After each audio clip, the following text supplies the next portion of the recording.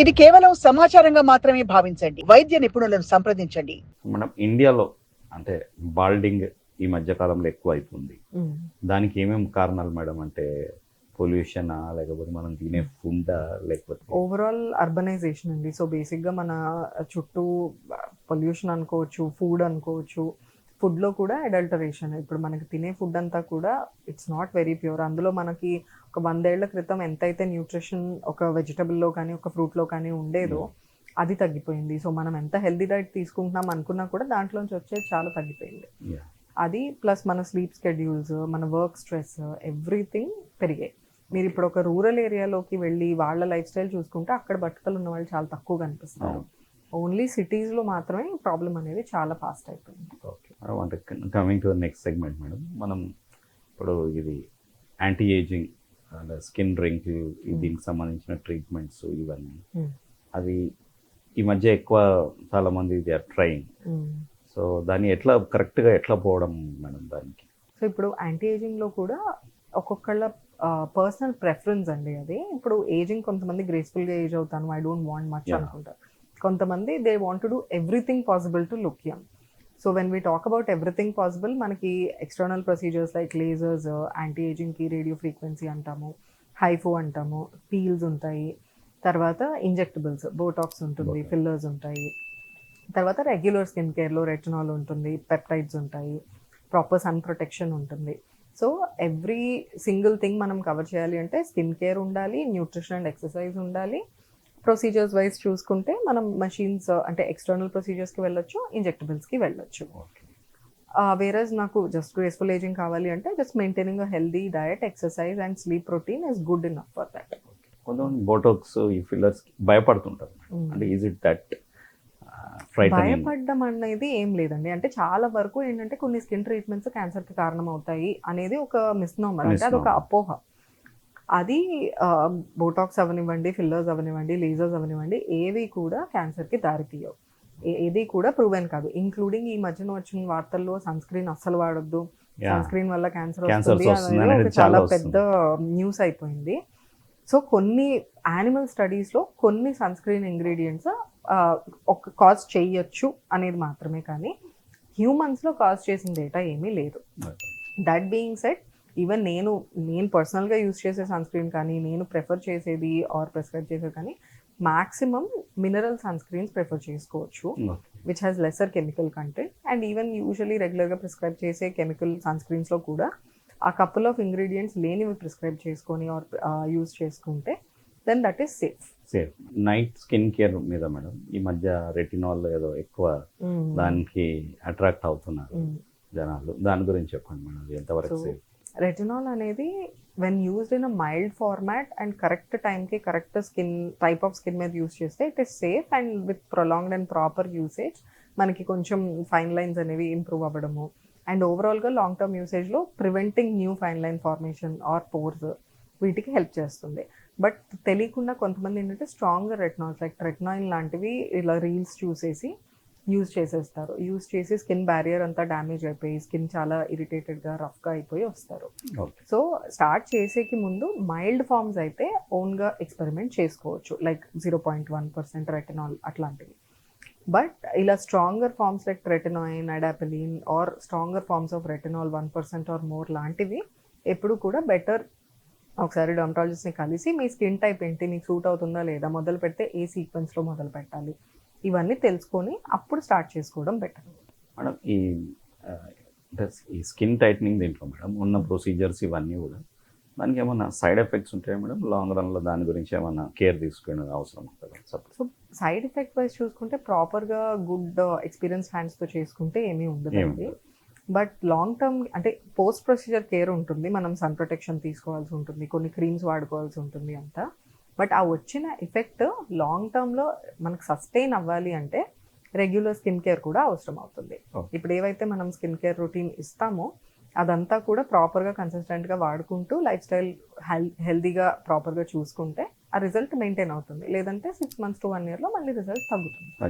Madam ఇప్పుడు tattoos గురించి మనం మాట్లాడుకుంటే మేడం, ఈ టాటూ రిమూవల్ ఇప్పుడు వచ్చిన ఏదన్నా ట్రీట్మెంట్ టెక్నిక్స్కి అది స్కిన్కి డ్యామేజ్ చేస్తుంది అని అంటారు, అది ఎంతవరకు? అగైన్ సేమ్ థింగ్ అండి, మనం ప్రాపర్గా చేసుకుంటే స్కిన్ డ్యామేజ్ చాలా మినిమల్ ఉంటుంది. బట్ టాటూ అనేది ఒక ప్రొఫెషనల్ ఆర్టిస్ట్ వేస్తే రిమూవల్ కూడా ఈజీ అవుతుంది, బికాజ్ ఆ టాటూ పిగ్మెంట్ ఒకే లెవెల్లో ఉంటుంది అండ్ ఆ పిగ్మెంట్ కూడా మనకి లేజర్కి ఈజీగా బర్న్ అవుతుంది.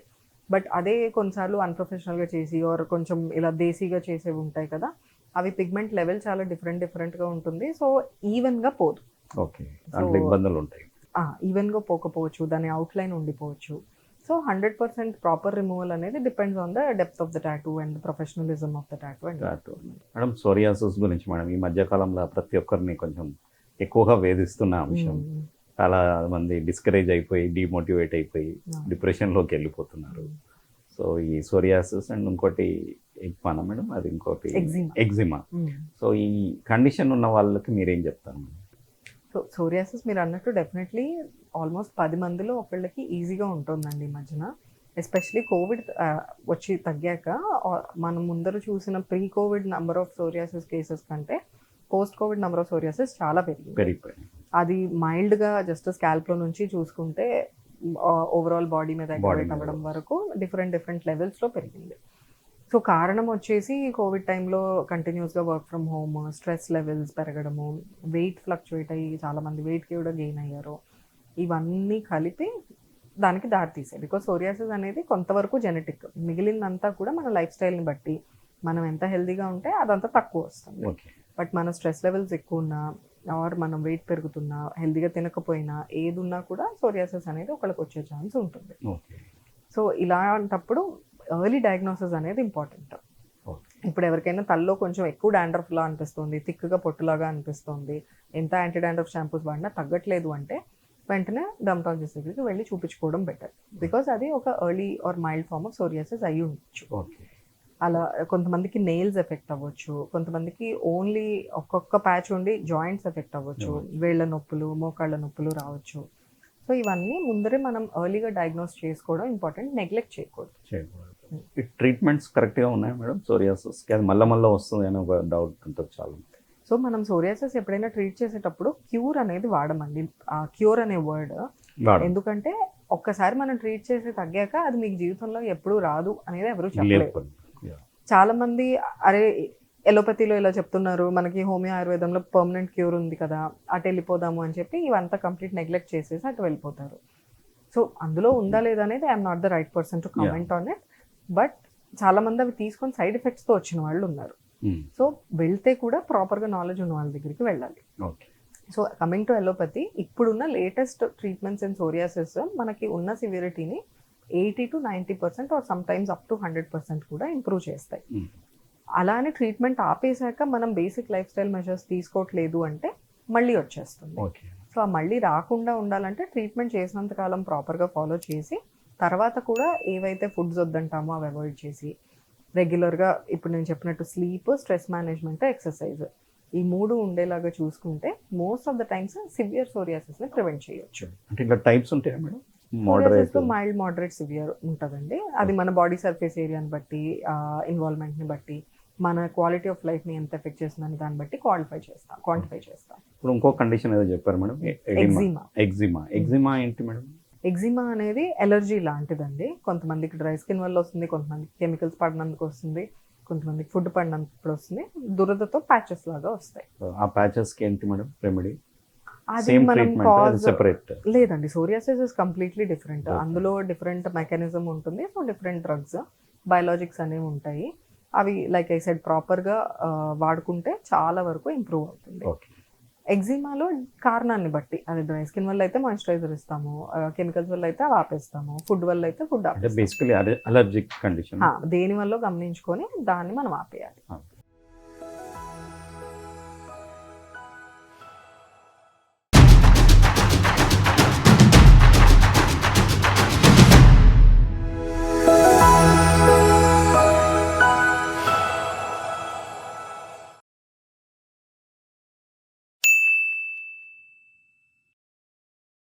సాక్షి టీవీ ప్రసారాలను నిలిపివేయడం చట్టరీత్యా నేరం. సాక్షి టీవీ ప్రసారాల కోసం మీ స్థానిక కేబుల్ ఆపరేటర్ను వెంటనే సంప్రదించండి. DTHలో, ఇంటర్నెట్లో కూడా సాక్షి టీవీ ప్రసారాలను వీక్షించవచ్చు.